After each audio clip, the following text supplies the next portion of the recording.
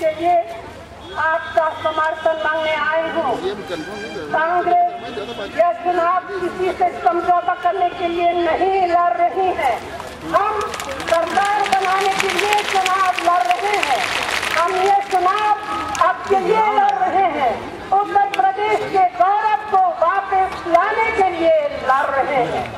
मैं आपको भरोसा दिलाती हूँ कि कांग्रेस आपके साथ इस बात का रिश्ता निभाएगी और हर सुख दुख में आपके साथ रहेगी। इन्हीं शब्दों के साथ मैं आपसे निवेदन करती हूँ कि हमारे सभी उम्मीदवारों को चुनाव का दिन हमारे सभी उम्मीदवारों को भारी बहुमत से जिताए और उत्तर प्रदेश का नया भविष्य, एक उज्ज्वल भविष्य, एक नया भविष्य बना।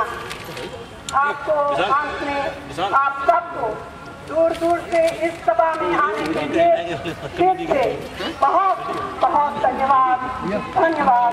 जय हिंद। और आप मेरे साथ जोर से बोलिए।